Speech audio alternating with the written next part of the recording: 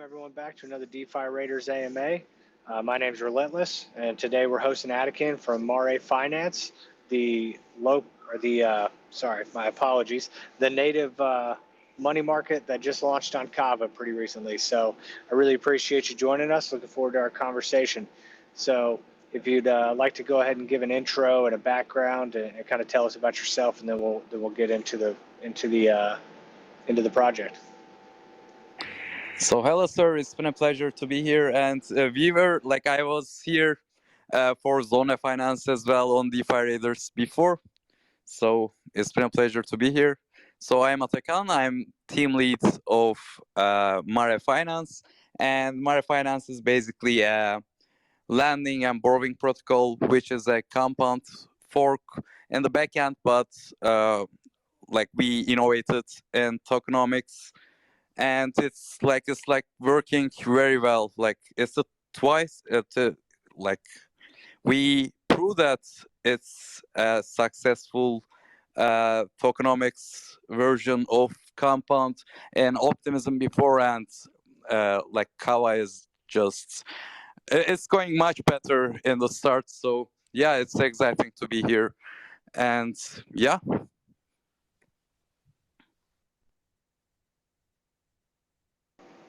Yeah, I'd say it's going pretty well for you, honestly. So, yeah, let's kind of get into some of that stuff. Again, yeah, it's awesome to host you again. I got to talk to you about Zone A very early on. One of the early AMAs that I did actually, and definitely the first optimism project that I did, and so it was awesome to, kind of see you guys explode over time. So it's no surprise that you've had kind of the growth that you have already on Kava. So so let's talk a little bit about that, right? So you had great success on Zone A so far, established yourself as a major player over there. What kind of led you from your success there to wanting to move to Kava to start on another chain? So as you might know, maybe I need to talk more about our tokenomics. Maybe people don't know about it. So we leverage Velodrome on Optimism and Velo Forks, like Equilibra on Kava. So what we do is, instead of giving free, I wouldn't say free, but much more tokens to liquidity providers, instead of giving our token to them, we are bribing Equilibra and putting our LP to Equilibra to farm Vara and distributing it to our stakers. So that way we are incentivizing liquidity while incentivizing holding the token, staking the token, so stakers can get more revenue, we are getting more liquidity, and it's a win-win for all of the people. And Equilibra, before, we thought that we were gonna be native to Optimism at the time, but Equilibra offered us a partnership and early V NFT. So we thought that why not move on to another chain, but we didn't want to go as the main protocol. But like, it's a hard topic and hard question, but in my personal opinion, it's always better to stay native with protocols, because the crypto people are generally chain maximalists, and they like to not only invest into protocol but invest into chains as well. So we thought that if people want to invest more in Kava, they can invest in Mare as well. And we are also rewarding Zone stakers with Mare tokens, so that way if Mare grows, Zone can benefit from that too. So with the VNFT offering from Equilibra, we thought that let's give Kava a shot. And the most important part was it was risky, because at the time Kava EVM basically had nothing.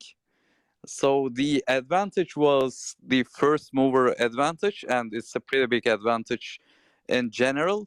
But the disadvantage was like there were no other protocols, so we didn't know if it was going to succeed or not. So yeah, it's going on pretty well. But the main reason was basically Equilibria offering us a partnership, sir.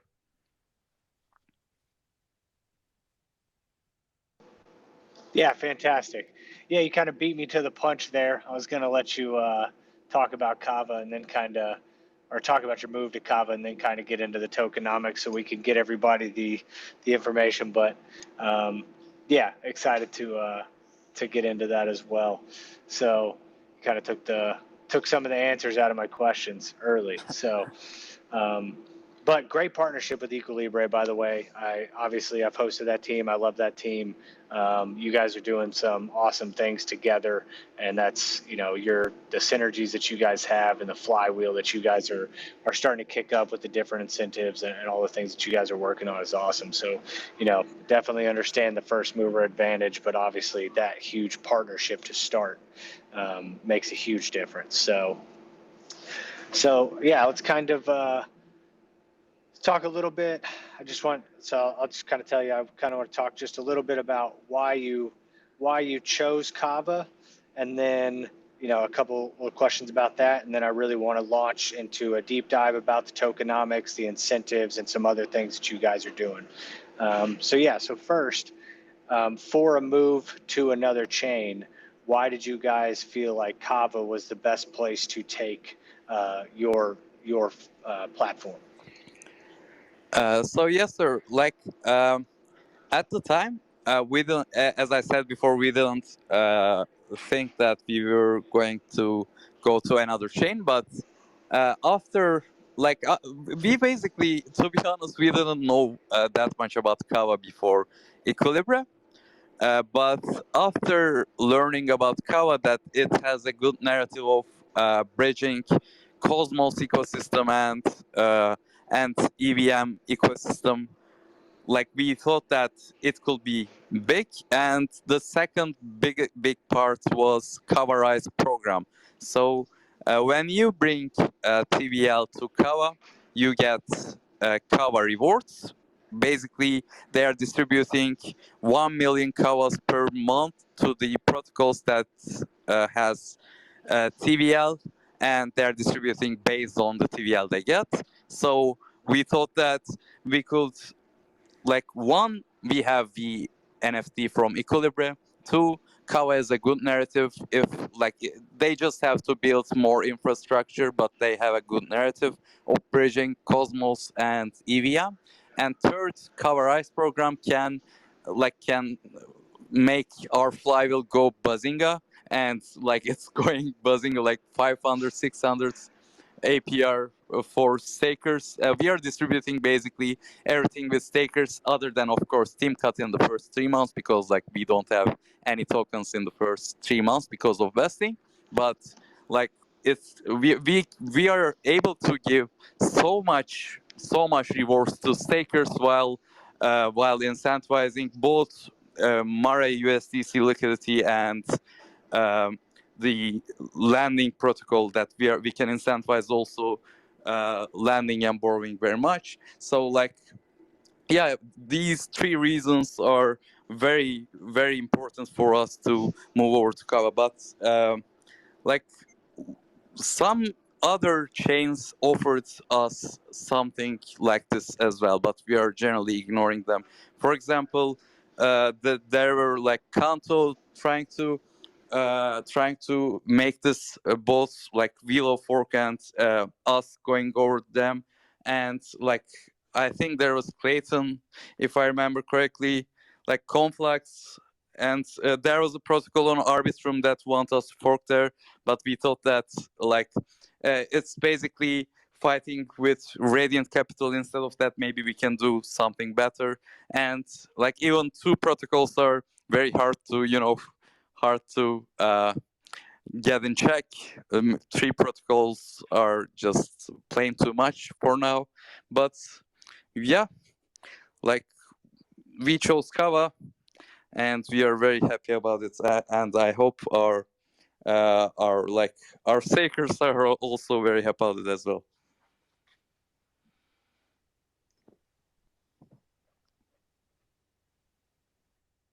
Yeah, I don't think they're complaining. Based off some kind of rough math there, I mean, you guys are, since the Kava, um, the grants, right, for the builders, right? Yeah. Those are based off the total TVL, based off the rough math here of what they're offering. I mean, you guys are getting what, like 250K plus a month that you're distributing to your stakers? This month, I think we get 227,000 kawas from the program, and yeah, we are distributing all that with stakers except the theme cut. And in the coming months, I think there will be a change. Like I think they're not. How can I say? I have to talk politically correct, sir. So uh, they're not very pleasant with the current situation that Mare is getting. You know, 1/4 of all the rewards, and I think they're changing the multipliers of different kinds of TVLs over time. But with current situation, I think we will get around again 20% of all the rewards. So yeah, 200K Kawa per month to stakers. I think it's a huge incentive, and it's benefiting both like lenders, because like if Mare token price goes up, they can get more rewards. So they have a huge incentive to, bridge over to Kava and just land on Mare, and it's also gives huge rewards to stakers, so they can just stake Mare tokens and get rewards. So yeah, it's working pretty well, I guess. Yeah, I have to agree. I mean, that's pretty juicy incentives. And full disclosure for anyone who's listening, I do have an investment in Mare, so I just want to Cool to be, hear that, sir. upfront and clear about that. Yeah, I even didn't absolutely. know Hey, that. I was invested in Zone A earlier, and so obviously I had seen the success there, and I knew I was familiar with the protocol, and I was aware of the Kava Rise program, and kind of saw the opportunity there to stake and build a position. So obviously didn't want to miss that opportunity. It's cool to hear that, All sir. right, yeah, absolutely. Yeah, big fan of what you guys have built. So, all right, so very cool. And myself and a couple of people here in the audience, we are definitely, as you know, you and I have had a conversation before. We're big fans of what's happening over there on Kava, and looking forward to some things that are coming in the future. So we're trying to support the chain and everybody building over there as much as possible. All right, so like you said earlier, not everybody is super familiar with the tokenomics.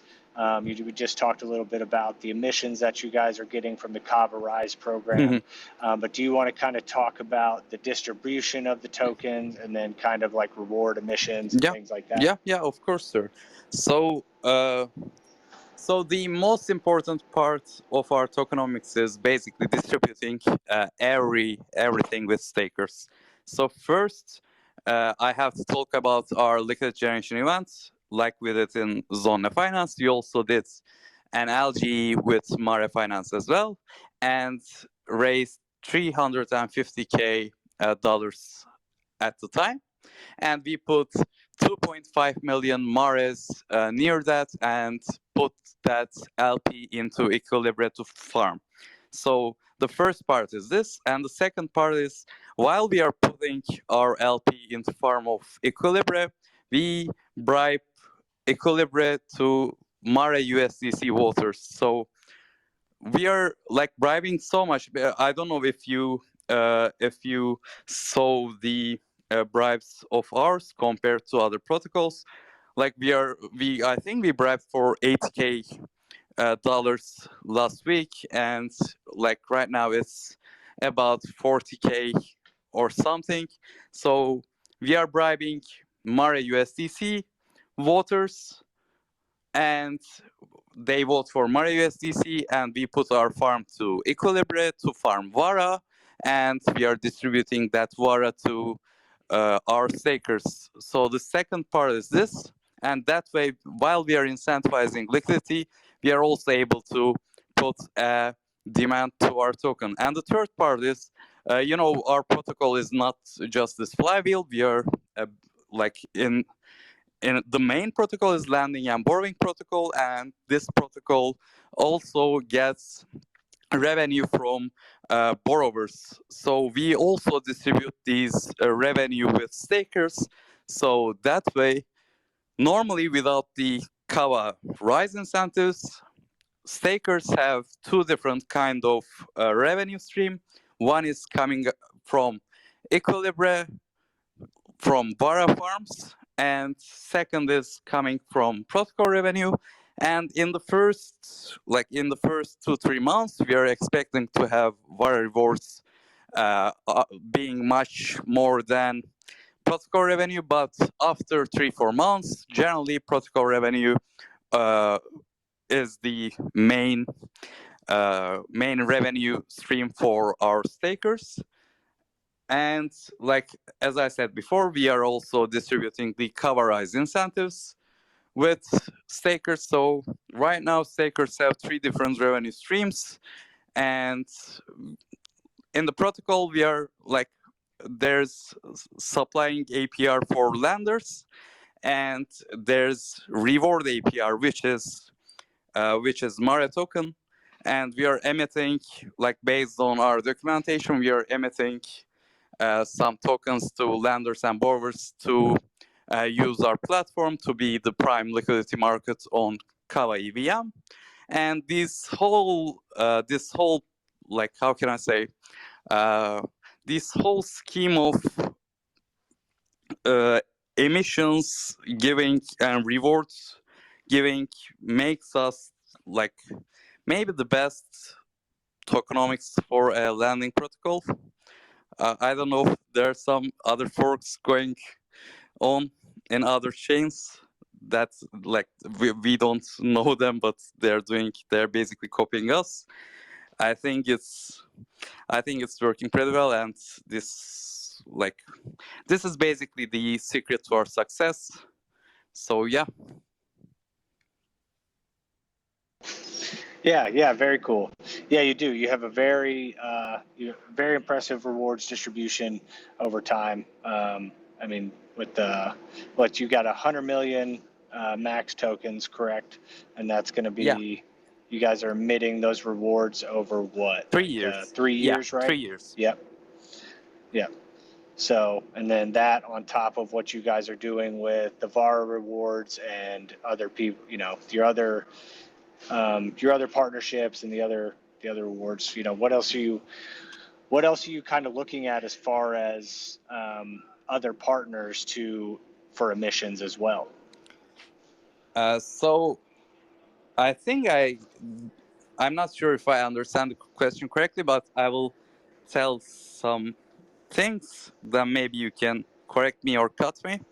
So we are partnering up with like bridge protocols. I can't say their names, but we will open up new markets, and Kava Labs will also support us doing that. We will open up WETH markets, WBTC markets, and incentivize them as well. But I'm not sure if I understand the question correctly, sir. Oh, I was just saying, so like after 3 years, right, you emitted all the Mare emissions, right? What else on top of, what are going to be the incentives following that 3 years? I think 3 years is a long time period, and like we have time to think more about what will happen after emissions. But in my personal view, a protocol should work without the token. Like if the service is good enough to use, it will work without the token. And if the service is not good enough to use, it won't work even with the token. So like the landing protocol, the liquidity market should work even without the incentives. For example, Aave doesn't have like incentives on Ethereum market in the main Ethereum mainnet, but like everybody knows Aave, everybody on Ethereum uses Aave to borrow, to lend. So we should work even without the incentives, even without the token, if we build up a good enough protocol. And we have, of course, some different things to discover compared to other lending protocols. For example, we are also in the works of building a financial NFT marketplace. So that way we can make vVelo on Optimism more liquid and vVara on Kava more liquid. And after it's getting liquid enough, we will also offer some isolated NFT landing markets. You will be able to put your, for example, vVara on Mare Finance, and you'll be able to borrow against it in the future. We are exploring the ideas like this, and we are also have some development in real life, like real life assets collateralization, if that's a word. I don't know. Sometimes I have to come up with new terms because like it's hard to talk about the future of DeFi, but yeah. So yes, sir. Like I think people will just use our protocol because they need it, not because of the token incentives. But the token incentives is very important to get the protocol going. I am personally seeing the emissions as a marketing budget or similar to that, and we have to distribute the tokens because uh, because like how can I say, if we don't distribute the tokens, how can we make a decentralized protocol? So we have to distribute them with some things. So we are choosing to distribute it this way in these protocols, but they should work without a token. Yeah, 100% agree. And I think I poorly phrased my question, so I apologize for that. Yeah, I was kind of hinting at kind of like a roadmap thing as you guys were, looking at what you were looking to do for the project outside of the emissions. So you answered it perfectly, and I think I just asked it poorly. So I appreciate that. All right, so let's kind of, and I agree 100%. The emissions are a great marketing tool, right? Hey, we're giving back to the community, right? But we're building something great that you need, and I think that's a great approach. So, all right, so very cool. So let's kind of talk a little bit about some of the other mechanics of the protocol, right? You want to talk a little bit about how your staking works. Yeah, I know you have Mare and UMAR, Yeah. or Mare and UMARE. You want to kind of dive into that a little bit and the mechanics there? Yeah. By the way, you can call it Mare as well. Because maybe Well, I don't know if I you was realize, but discussing with. yeah, what? Go ahead. Go ahead. I don't know if you realize, but like mare means something like horse, like a small horse in English, and ocean, water in Latin, and we have both of them in our logo. So you can call it Mare, you can call it Mare. It's up to you, sir. I prefer Mare, but yeah. So Yeah, this is actually an exact conversation I had 20 minutes ago. I was laughing because I said mare and I got corrected, and I was like, yeah, that makes total sense because zone A is for sun. I was like, I don't even know why I was thinking mare, but yeah, it's mare. yeah, So but I we have understand Mare completely on the logo as well. rationale So behind the yes, name. sir. So yeah, yeah, I felt kind of stupid in the moment, Yeah. but yeah. So, anyways, back to the staking mechanics. Yes, sir. So we have two different kinds of staking. One is S-Mare and the other is U-Mare. Basically, they are the same thing, but the rewards you are getting is different. One is if you stake on S-Mare, you will get Mare rewards. Like the protocol is buying back Mare from the market to distribute to you. And if you stake UMare, the protocol is buying USDC from market with protocol revenue and distribute it to you. So you either get stables as USDC or Mare. we made that decision like 6 months ago on Zone, just because some people choose to have stable rewards instead of the token rewards, because like mm, I think it's better to show people that it's real yield, because if it wasn't, we couldn't be able to distribute USDC as rewards, like stable as rewards. And the second part is, some people some people want to degen on a protocol, and like they want to double down on a protocol, and it's the general approach of all the DeFi reward distribution, staking reward distribution. For example, there are many protocols like xsushi, xboo, or like I think almost everyone is just when you stake you just compound. But we thought that like the idea basically came from Andre Cronje's article, and we thought that it was a very good idea to give people a choice to have USDC as reward. So yeah, but other than that, both Mare and Mare gets the same rewards based on dollar value. They both get Vara rewards, they both get Kava rewards. There's not a difference on there. The difference is basically just Mare or USDC.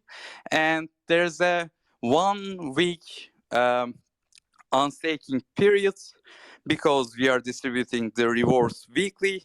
We don't want people to just, for example, we are distributing USDC and Mare rewards on Thursdays, and Vara and Kava rewards on Wednesdays.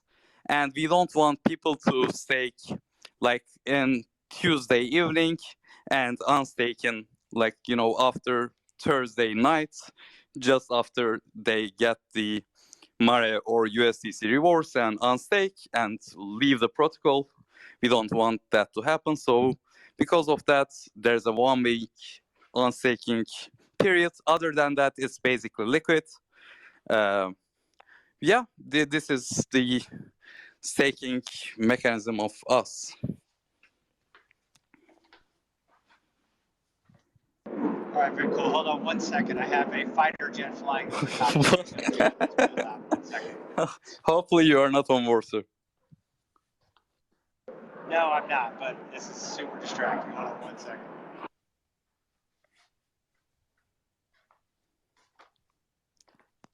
Should I call Mayday?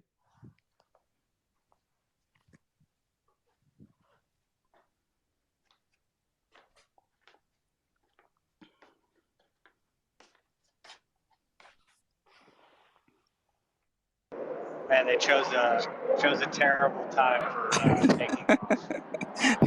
It's no problem for me. Like it's the, I think, weirdest and like funniest thing happened on an AMA to me, sir. So no worries.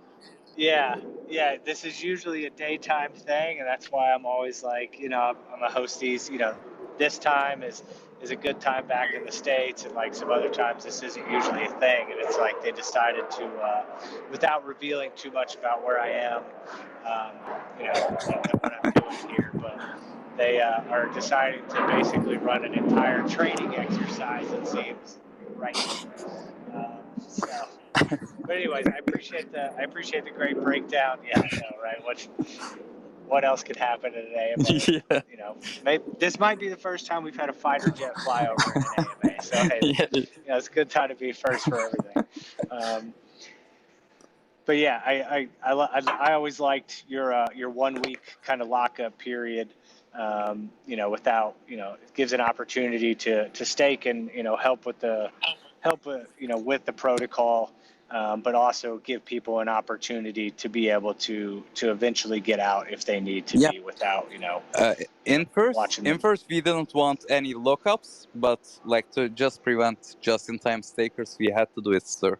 Like if we had the choice, we would go for like 0 day on staking, but we had to do that at the time. Yeah, makes total sense. Yeah, makes total sense.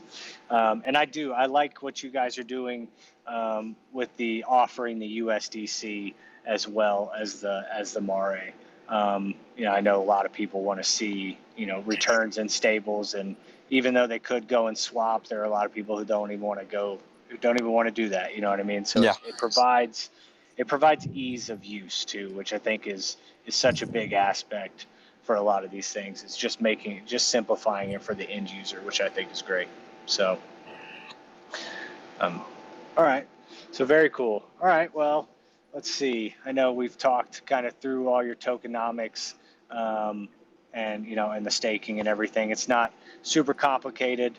Not a lot of, I know there's math in there, but not a lot of super complicated math to kind of figure out here. So, I guess what I really want to talk about next is, kind of uh, just kind of what else you guys are seeing that is happening on Kava that you guys are excited about, that you're going to be able to work with to kind of help grow this ecosystem. I know that the upgrades are coming for Kava Yeah.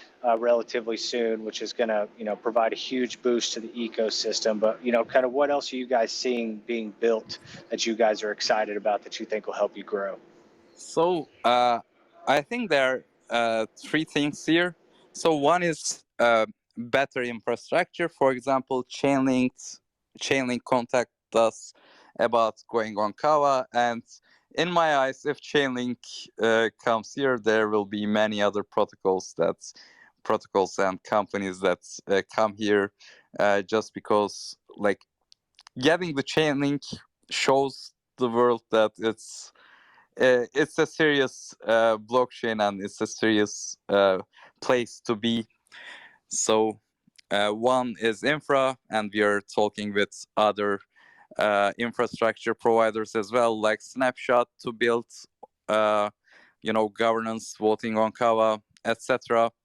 So the better the infrastructure gets, the more developers will come, and the more developers will come, the more users will come to the ecosystem. So first part is this, and the second part is, like, there's no other place to connect both Cosmos and EVM assets. So we have a chance to, build a blockchain that has all the power, developer power, and uh, you know user friendly power. Like, how can I say, like, because everybody's developing on EVMs, like, there are so many developers know Solidity, and the developer power of uh, like Ethereum is so much that some other blockchains have, like, been in the back of Ethereum, but Kava solves this by bridging the power of Cosmos with the developer power of Ethereum. So, for example, we will make Axel Atom liquid market on Mare very soon. So, and there will be many other good Cosmos ecosystem tokens on Kava, and hopefully, if they have good liquidity, we will add their tokens to our landing protocol as well. So the second part is, like, there's no other place to bridge those two very old, very strong communities together other than Kava. So I think that is very important for the future as well. And the third part is there were some, like, problems with, like, RPC, or uh, sometimes with block explorers, etc. And Kava is working, like, Kava Labs is working very hard to solve them. And I think they're very, very, very, like, I think they're one of the best people to work alongside with. And personally, I valued their work very much. So I think they will make Kava grow every day. So yeah, good narrative, good infra, and good team. What else can you hope, sir? Yeah, I mean, those are three great talking points to me, and definitely good reasons to move over there. And and that's something that myself and the team that I'm working with on a couple things, and here at DeFi Raiders are one of the reasons that we started paying so much attention to Kava, is we think that the future is really bright there, and they're doing those three things. They're doing those things right. And so, and it's kind of, you talked about the Kava Rise program earlier, right? Everyone is just now finding out about it, but in reality, It was it's there been very out for long over a time. year. Yeah, Yeah, so it's been there. It just hasn't it hasn't had the people coming to build on it to really bring it to the forefront. I think that's starting to happen. You've got your money market now with you. You've got the DEX with Equilibre, and then the other things are going to start to got to start to pop up here. And I think that's when people are going to see the infrastructure, how cheap it is, how generally user friendly it is, and it's going to be with the upgrades. I think those are all great aspects. yeah. For sure. Hopefully they will make it right. And like I think, in my opinion, maybe 1 to 1.5 months from now on, like this whole RPC infra problems will be very, very, very much less noisy, if that's a better word. And yeah, like so, for coverized program, sir, someone from Twitter said to me like, uh, is it fair that you are getting that much kava, etc., or is it fair to be rewards to be distributed based on TVL? Like it didn't happen yesterday. Like it was there for 1 year. Why didn't you come build a protocol here then? If that wasn't fair, or if it's unfair, if that makes sense. Like we basically Mare and Equilibre revived the whole Kava EVM chain, and like it was a risk we took, but it worked. And when it worked, people have bad noise about it. But yeah, we don't care. We just built, sir. Yeah, honestly, they're just mad because they didn't take advantage. And this is a conversation that I've had with about the Kava Rise program and about the projects that built and took advantage. Is why would you not want to incentivize successful projects instead of throwing a bunch of money at projects that you don't know whether they're actually going to perform, Yeah. right? And we've seen tons of grant money wasted over time, and and projects die that and it could have been used more effectively by the projects that are building and going to be sustainable. And and then if they're, I don't know why they're complaining, right? If they want to get a piece of the pie, all they got to do is go buy Mare and stake it. Yes, sir, of course. And get the rewards. So, and if they'd bought it when you first launched, I don't think they'd be complaining so much. So Yeah, only the misters of like LG are complaining, sir. yeah, hey, I've been a missor many times. So, but I try not to complain because it's my own fault. So, but you can't catch them Yeah. all. So, but I didn't miss this one, so I'm excited about that. So, all right, so very cool. So, all right, so I know we've talked a little bit about like your partnerships and some other things that you've done. So we kind of covered that a little bit earlier. But one of the questions that I have for you, I know you guys are focused on what you guys are doing on Optimism and what you guys are doing on Kava. But what other are there potential other L2s that you guys might be looking at that are on the rise that you're excited about? Uh, That you might look at moving to? we don't like. It's a hard question. Like there are so many good blockchains out there, and some L2s and some ZK based EVMs out there. But like we are happy where we are right now, and we want to before forking to other chain, we want to develop our protocols more.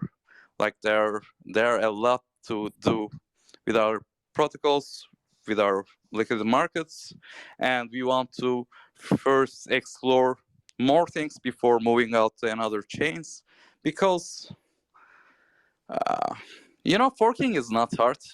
uh, Maybe it's like 2 week, at most 3 week work for us right now, because like we have the knowledge. We did 2 times, so the third time won't be that hard. But it's like we don't like the narrative of forking to every chain, because it seems like money grabbing, if that makes sense.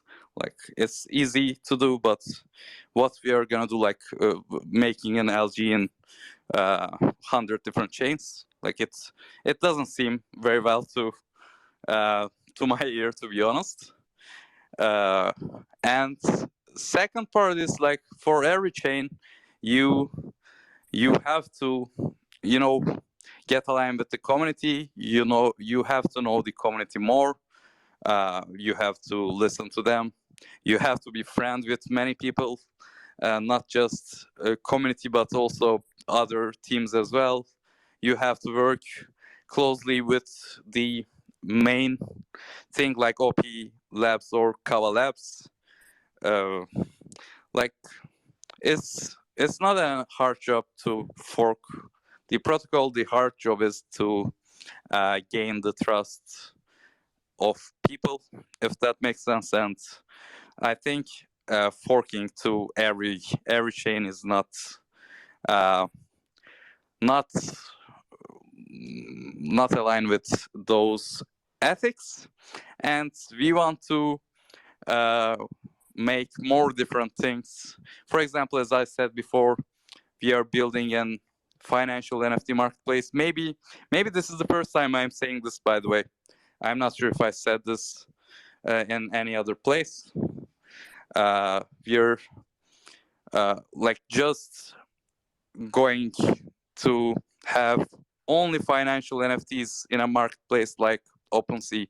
So, for example, when you want to trade Vivara, you like I don't know if there's NFT marketplace on Kava, but for Optimism, for example, when you want to trade Vivelo, you have to go Quicksap, but on Quicks you can't search uh, floor price per Vivelo, or you cannot uh, like it's a bad, to be honest, it's a very, very bad marketplace for financial NFTs. It's a good marketplace for normal NFTs, but very bad for financial NFTs. And we will be the first, probably the only financial NFT marketplace builder on both of the chains. And we want to make those VVelos and VVaras liquid, so we can play more with them on Liquid protocol. And yes, step by step we are growing, and step by step we are making our protocols better. And to be honest, first it was more exciting to do this over forking, because forking is basically doing the same that you did. It's not hard, but it's not very exciting as well. The first time we forked, it was very exciting, to be honest, but the second time won't be this exciting. And the second, as I said before, like, if just think about it, sir. Like, if you heard us going maybe the 20th chain, would you invest in us? Like, I don't know, I wouldn't invest in myself if that was the case. But yeah, I don't know. No, it makes total sense, and it's a great mindset to have. Honestly, I think that was a great insight into kind of the ethics of your team and what you guys are trying to build, and where your focus is. And I think that's awesome, right? You've seen some projects, try to expand rapidly to every single chain, without building maximally on one chain, and giving back to the communities that believed in them early. And I think that's a great mindset. And then also, super excited to hear about the NFT, the financial NFT marketplace. That is a conversation that I've had with the guys on my team. They're here in the audience. Appreciate you guys coming out. Shout out to you guys. And we've talked about the things that needed to be built on Kava, like bridging capabilities specifically, and then the financial NFT marketplace. So obviously that's some alpha, so super cool that you dropped that here first. Very excited about that, but I'm also very excited to see that roll out, because that, like you said, that is something that is not built well on a lot of chains. So that's going to be awesome. Yeah, and that protocol can expand to every chain. So not like the landing protocol, but they will be just like so every blockchain needs a financial NFT marketplace, to be honest, as they need a native landing protocol, I think. Yeah, very much agreed. Awesome. Yeah, you guys got that's an exciting roadmap. I'm really excited to see it play out for you guys, and I'm looking forward to the launches of those things. So that's cool. All right. Well, I think that for me, that kind of wraps up kind of my questions and the things that I wanted to talk about. If anybody in the audience has any questions, wants to get up here and ask Attican some things yourself, raise your hand. If not, Attican, then I'll turn it over to you to kind of give your final message to the audience. Yes, sir. By the way, it's always a pleasure to talk to you, sir. Yeah, same. I still remember our first conversation. It was one of my very early AMAs. I think it You was gave me the also my opportunity first to AMA as interview well, you, sir. oh, that's super cool. Even cooler. Yeah, I don't even remember how I found it. I just stumbled upon the server, and you were receptive. I had done like 3 AMAs. Nobody knew anything about me or DeFi Raiders or what we were trying to do, and you gave me an opportunity, and I really appreciate it. And I'm thankful that I was able to get you on here again and to continue this, because you're an awesome dude to know, and it's always great to conversate with you. So Yeah, likewise. yeah, so I don't think we have any.